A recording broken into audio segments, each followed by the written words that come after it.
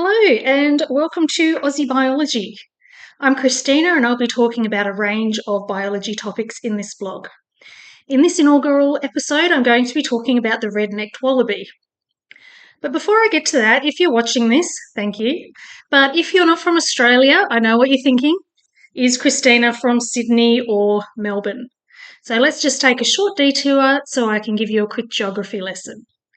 Now, at the moment, I am living in Pennsylvania, so here's some quick comparisons.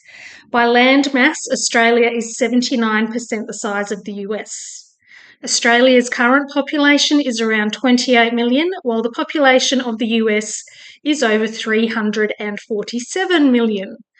Australia has 6 states and 2 territories, while the US has 50 states and 14 territories. Now, Sydney and Melbourne are our 2 largest cities. There is ongoing debate and competition over which one is the biggest, and they are both located on the east coast. I did live in Melbourne for 2 years and I visited Sydney many times, but I was actually born and raised in Perth, which is all the way over here on the west coast. Perth is the most isolated city in the world, and that's the way we like it. It has everything we need, beautiful beaches, a stunning river, mild winters and a very laid-back vibe. But now let's get stuck into some biology, the reason we're all here. I've decided to start off by exploring a topic that has fascinated me for a long time, but I've never had the time to research properly, and that is Australian organisms that are making good overseas. The fascination is because Australia is absolutely inundated with introduced organisms. Some were introduced intentionally, some accidentally, some were failed attempts at biological control, and some were successful attempts at biological control. And these introduced organisms have outcompeted or predated on many of our native organisms, causing a lot of our native organisms to become extinct, and the many that are left are often endangered or at least threatened. So when I hear a success story about an Australian organism flourishing, I think beauty. That's such good news. And even though it would be better if they could flourish in Australia, I think the fact that they are succeeding overseas is worth celebrating. Now, the red-necked wallaby is not threatened or endangered, amazingly, and they must be incredibly adaptable because when I started researching them, I found they'd successfully invaded many different parts of the world, which is why this episode is only part 1 for the red-necked wallaby. If you have a look at its distribution in Australia, you can see firstly that, like most Australians, it lives on the coast and it's confined mostly to most of the east and some of the south coast, but it can live in the tropical conditions of Queensland up on the north coast, all the way down south to the often cold and wet conditions of Tasmania. The only place where there's a gap in the distribution is in Melbourne, so maybe they're just not into coffee culture. So anyway, they live quite happily in a range of conditions. The population I'm looking at today is in the French forest of Rambouillet, where there are 200 to 300 of them living, although the population isn't monitored in any way, so that's really just a guess. That was provided to me from the Office of Tourism of the Rambouillet area.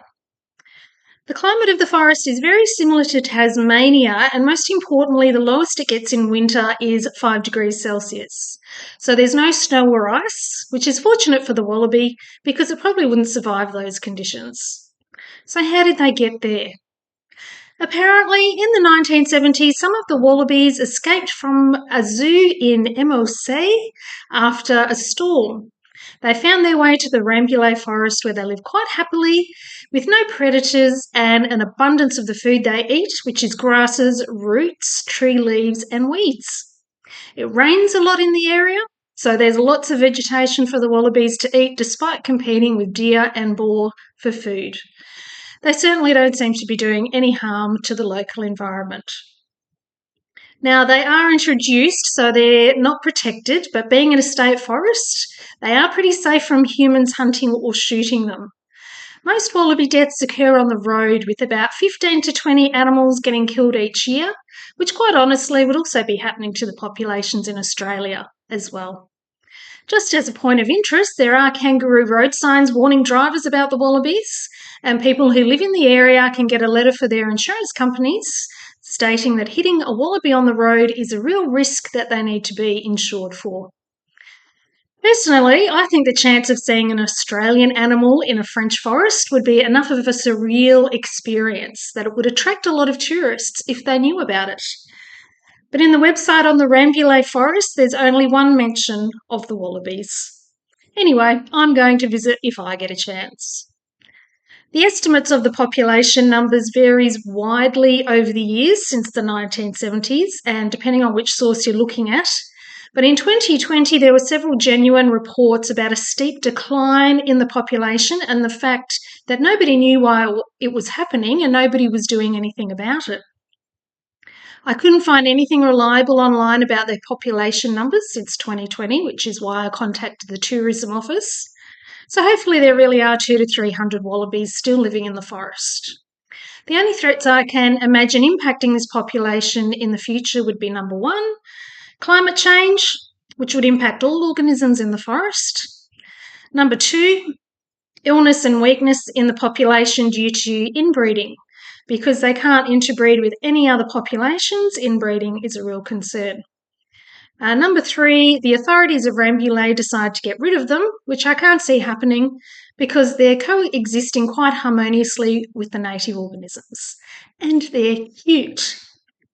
So to the red wallabies of Rambouillet, we salute you. Congratulations and best wishes for your ongoing success and reproduction in the French forests. I'm just going to finish with this Reddit post from this guy in the Netherlands who thought a giant rat had invaded his yard. It is in fact our favourite red-necked wallaby. I can't find any mention of a wild population in the Netherlands, but they can be found in zoos and private collections, so I'd say this little bugger escaped. Good on you, mate, spreading Australian culture to the Dutch. That's all for now. Thanks for watching. Hang around if you want to see the reference list.